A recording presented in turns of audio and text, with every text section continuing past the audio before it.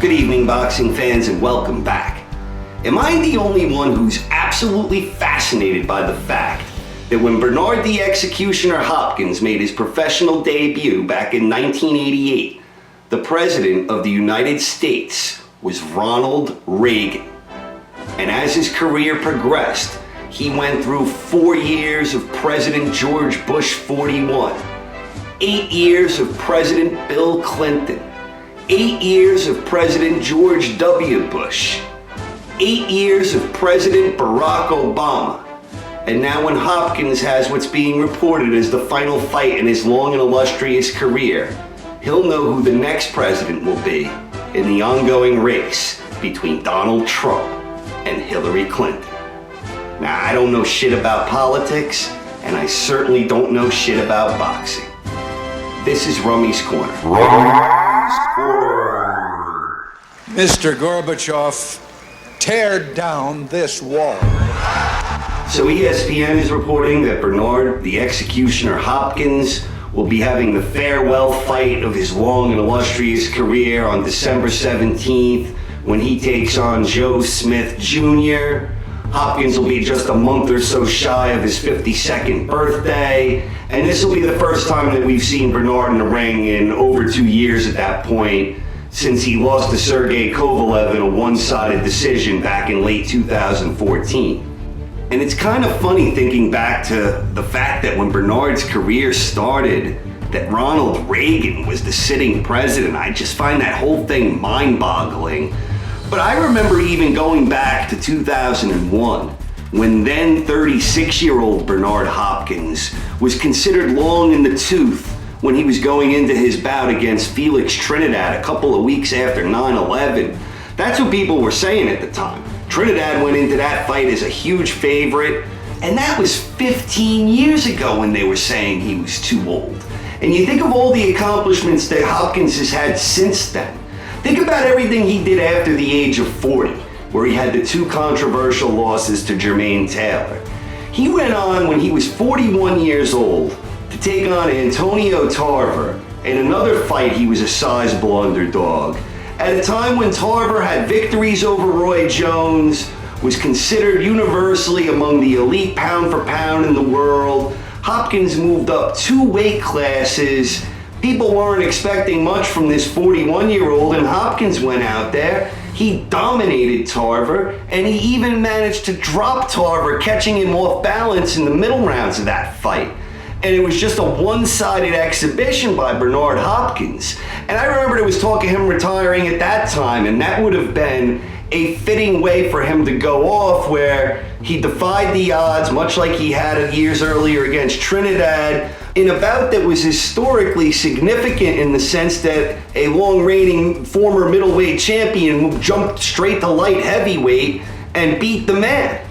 But then Hopkins would come back. He had a 3-fight deal. He had a fight against Winky Wright back at a time when Winky was a really hot commodity. He held 2 big wins over Shane Mosley, a dominant one-sided exhibition against Trinidad. And while I never thought Winky was great north of 154, a lot of people felt he did enough to deserve the victory in his bout with Jermaine Taylor, 2-time Hopkins conqueror, in a fight that was ruled a draw. Hopkins was able to easily disrupt Winky's rhythm, and Winky was never really in the fight. After that, Hopkins would go on to fight Joe Calzaghe. In the opening round, he put Calzaghe on his ass with a well-timed right counter, and it looked like Hopkins was doing well. Ultimately, Calzaghe got the nod in an extremely close fight. And this was a fight that I know a lot of fans are sour on, but I personally thought it was an intriguing chess match that involved adjustments and counter adjustments and counter adjustments.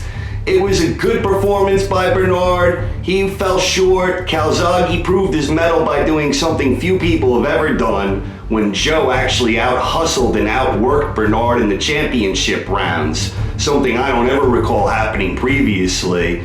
It was a close fight. I personally thought Bernard deserved the nod, but it was a good fight against a great opponent. Then Hopkins would go on to have his one-sided exhibition against Kelly Pavlik in another fight where Bernard was a big underdog. Hopkins ultimately put on an absolute masterclass against Kelly Pavlik. It was a one-sided exhibition. I can still hear the voice of Jack Lowe pleading with Pavlik to double up the jab, thinking back on that fight. But it was a brilliant effort from Bernard. And after the Pavlik victory, he kind of got shut out a little bit. It was one of those situations where he was so old and so good that it was beginning to put his competition in a no-win situation. If you beat him, you beat an old man, and if you lost, you got beat up by an old man. So it was a risky proposition. Hopkins had trouble getting a fight for a long time after that Pavlik victory. He would eventually have a comeback fight against Enrique Ornelas before getting the rematch with Roy Jones. The long-awaited rematch, I believe, happened 17 years after their first encounter. Jones was a shell of himself at this point, but Hopkins was able to overturn the victory from early in his career that stuck with him for a long time, and he avenged his loss against Roy Jones, winning a very scrappy, unsatisfying type of encounter. But Hopkins won. And then he would go on to fight Jean Pascal, in a fight many people were expecting him to lose. Pascal coming off of an impressive victory himself against Chad Dawson. And after getting dropped twice early in that fight, Hopkins bounced back, looked incredible the rest of the way. I thought he deserved to win despite suffering the early knockdowns. The fight was ruled a draw. The two would have a rematch. Hopkins once again got the best of Pascal in a competitive affair. It was a good fight. Hopkins had become the oldest man in boxing to ever win a major world title, breaking the record of George Foreman. He'd go on to have the two fights with Chad Dawson, the one being ruled a no contest and the other being a decisive loss for Bernard. But then Bernard turned the tables again. He went on to dominate the young undefeated IBF champion Tavoris Cloud. This was at age 48. And he would defend that title against Marat. And then he actually went on at the age of 49. He managed to unify with another champion in Shumanov. And then we know that Hopkins eventually had the fight with Kovalev, which if you really think about it, the Kovalev fight was the only time Bernard got dominated. And even then, he really didn't get badly beat up. He got roughed up a bit, but it wasn't a thorough beating. It was one-sided. But you think of all of his other losses, his professional debut, and then you have the first loss to Roy Jones. You have the two losses to Jermaine Taylor. You have the loss to Joe Calzaghe, the loss to Chad Dawson, the loss to Kovalev. The only one of those losses that was really a one-sided loss was the Kovalev loss.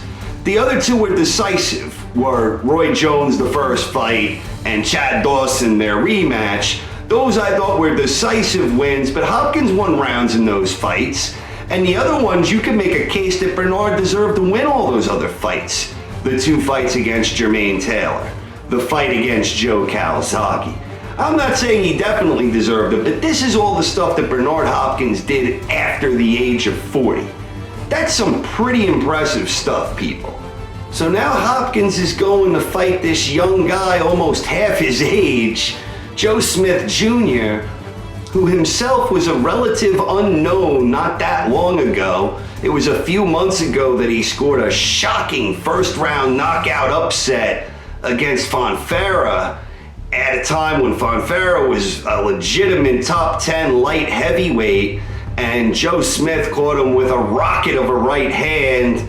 Fonfara was badly hurt. This is a guy that took some punches from some strong punchers before, like Adonis Stevenson. He was rocked badly. Smith Jr. went in for the follow-up, and he was able to finish Fonfara impressively.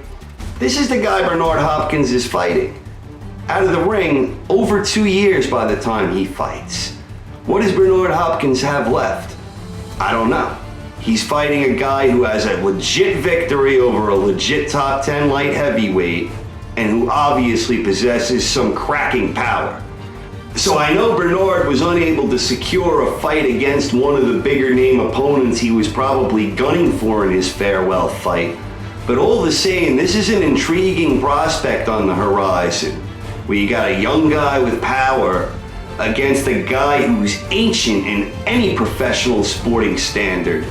In Bernard Hopkins, I'm interested to say, love him or hate him, Bernard Hopkins was a one-of-a-kind talent that we may never see again in our collective lifetimes.